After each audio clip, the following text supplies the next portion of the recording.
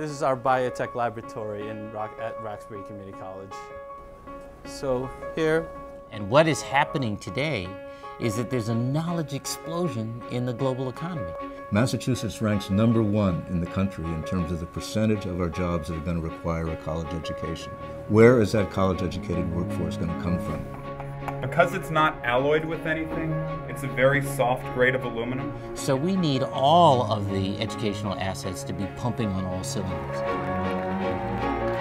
Go UMass! If the future workforce of the state, if the future citizenry of the state is going to come from public higher education, then excellence is absolutely essential. I've already received my liberal arts degree. A lot of folks are coming to us looking to re-educate and move into this emerging green economy. And hopefully go into one of those fields, maybe electromechanical engineering. I can see the benefit to individual lives. I'm even interested in economics now. And also growing a regional, resilient, sustainable economy. Our academic programs are strong. Our nursing program, for the last 3 years, we've had 100% of our graduates pass the state exam on the first try. That's remarkable. Today, 2/3 of the young people who go to high school in Massachusetts and graduate from those high schools go to one of our public institutions.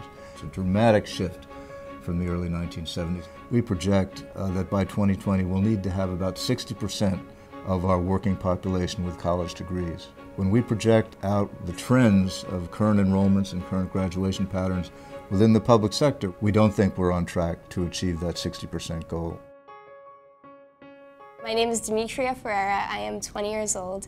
I attend the University of Massachusetts Dartmouth, and my major is marketing, and I'm also minoring in Portuguese. You see that jobs are diminishing for those that don't have a college degree.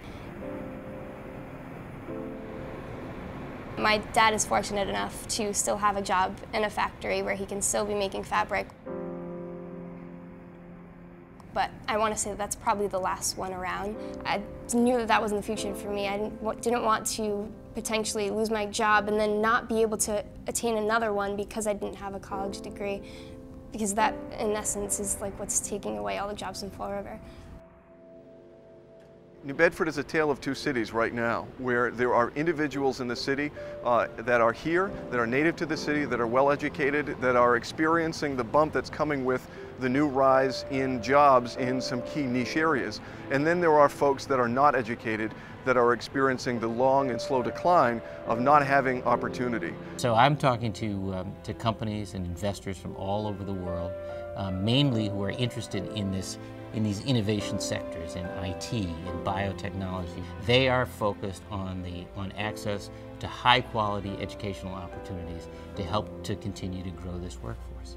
Businesses constantly flag low higher education attainment rate in New Bedford as an area of concern, because simply put, we cannot make the case that we have the kind of talent pool in the city that will enable them to feel confident they can meet their business plan in hiring. Many companies are just concerned that they have huge numbers of openings at a time of high unemployment, and yet they can't find enough individuals that have been appropriately educated and skilled to take on those roles.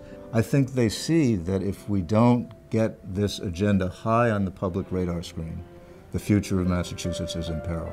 No state wants to be in a position where they're spending more on prisons than higher ed, and that's what's happening here in Massachusetts today and many other states.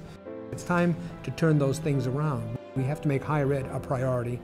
If we want growth, we have to invest in it. And there are some investments that government must make. We've been holding our own in terms of public higher ed. It's time to step that up. The answer comes in the strategic goals that we have set for the Vision Project. We have a big agenda ahead of us. Massachusetts needs to be sending more of our high school graduates on to college than other states, and they need to be ready to do college-level work when they get there. Once they enroll in one of our public institutions, they need to be succeeding at higher rates than their peers in other states. They need to be graduating or achieving a certificate or a high-value program diploma. The level of learning going on among our students needs to be at the top of the charts. There needs to be an alignment between what we do and the nature of the economy. We need to be national leaders in producing well-educated citizens, young people coming out of high school, able to contribute broadly to the well-being of the state. And finally, we need to eliminate disparities among subpopulations in all these areas so that students from all ethnic and racial and economic and socioeconomic backgrounds have the same kind of opportunities and the same kind of access to success. On the R&D side, research and development, all of our measurable objectives are largely going up. Whether you look at the student inputs like SATs and GPAs, or the student outputs like retention and graduation, or in our sector, the research enterprise. But there comes a point where you're not going to be able to continue to do that. And we're looking right now at changes we might have to make if state budgets don't get better. If you want this economy to get better, you put it in education, because then we can create jobs and we can become the future. We are the future. So we're a good investment, and we're a necessary component of a successful future for Massachusetts. Massachusetts will have the system of public higher education that its citizens demand. It is the place most families in the state are going to send their son or daughter to get an education. And we need those families to be saying, we want excellence at our public institutions. We want excellence for our children who are going to be the future of this state.